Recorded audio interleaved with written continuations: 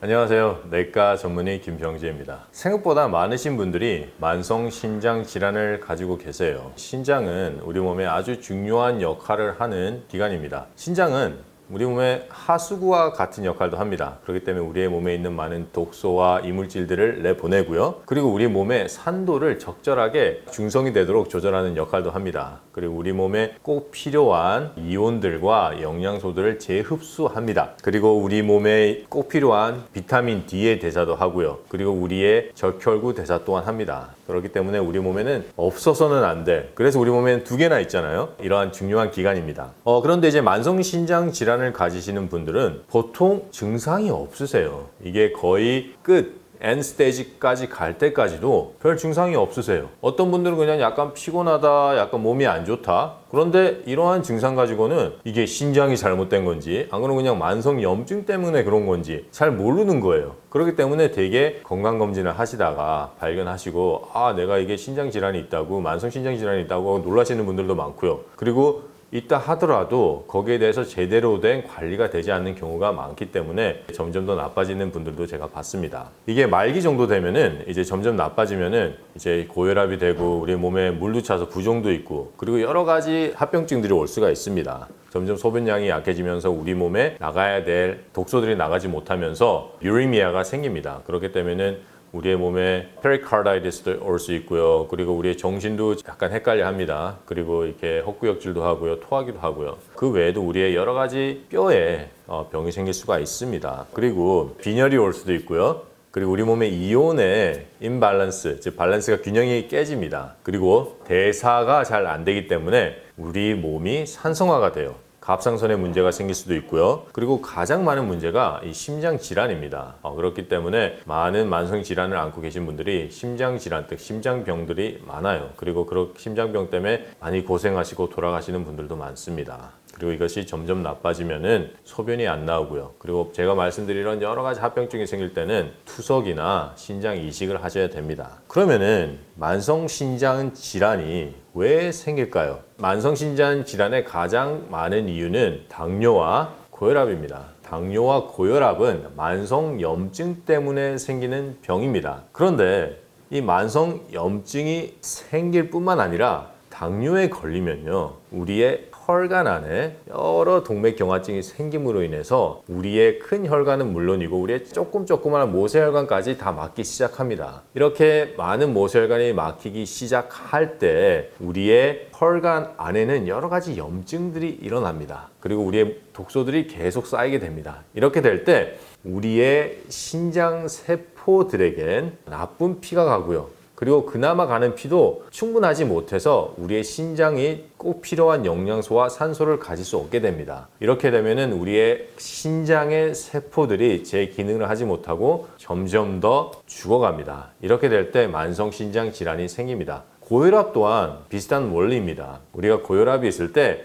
우리의 혈관 안에는 아주 염증이 일어나기 좋은 환경과 그리고 산화가 일어날 수 있는 환경으로 바뀝니다. 이렇게 될 때 우리의 혈관에 독소가 쌓이고 우리의 혈관이 점점 막혀가면서 우리의 신장세포로 충분한 영양과 산소가 갈 수 없기 때문에 신장세포가 죽어가고 기능을 하지 못함으로써 우리의 만성신장 질환이 일어나는 거예요. 그리고 우리가 어떠한 약이나 그리고 우리가 CT를 찍을 때 먹는 조형물이나 그리고 저혈량증 등으로 인해서 우리의 신장이 급성으로 피해를 입었을 때, 급성 질환이 생겼을 때 그것을 충분히 치료하지 못하고 만약에 거기서 조그마한 염증이라도 남아 있어서 그 염증이 계속 진행이 된다면은 그게 만성 질환이 될 수도 있습니다. 그리고 우리의 만성염증의 주범인 활성산소와 유리기, 즉 튀긴 음식과 고기와 가공식품을 많이 먹음으로써 활성산소 유리기가 우리 몸에 계속 들어온다면은 우리 몸에서 염증이 일어나고 그 염증으로 인해서 혈액에 독소가 차고 혈관이 피해를 계속 입어서 우리의 신장의 세포까지 그 영향이 미치게 되면은 그때 만성신장 질환이 일어나는 겁니다.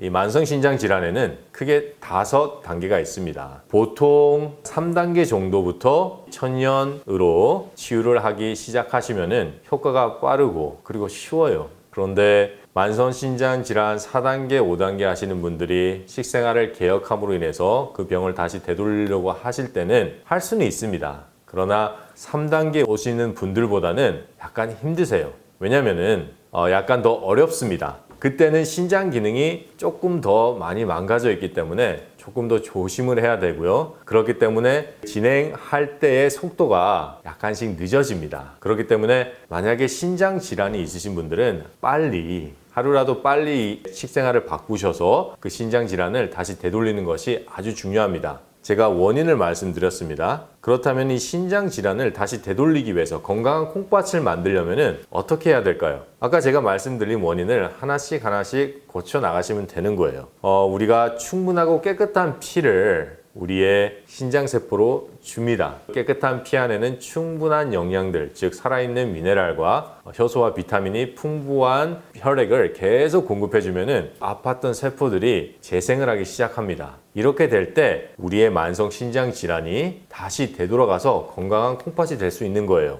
그렇다면 어떻게 해야지 우리 몸에 깨끗한 혈액을 공급할 수가 있을까요? 첫째는 혈액 안에 있는 혈액의 독소들을 다 없애야 됩니다. 둘째는 우리의 혈관을 막고 있었던 동맥경화증, 그리고 모세혈관을 막고 있었던 혈전들을 없애야 됩니다. 그리고 계속 충분하고 좋은 영양소인 미네랄과 비타민, 효소들을 계속 공급해줘야 됩니다. 이 영양소들이 우리의 세포를 재생시키고 다시 튼튼하게 해서 제 기능을 하게 만드는 것입니다. 이렇게 될 때 우리의 신장의 기능이 회복을 하면서 만성 신장 질환이 다시 되돌아가서 건강한 콩팥이 되는 겁니다. 그렇다면 조금 더 자세하게 제가 말씀을 드릴게요. 어떻게 하면 이렇게 될까요?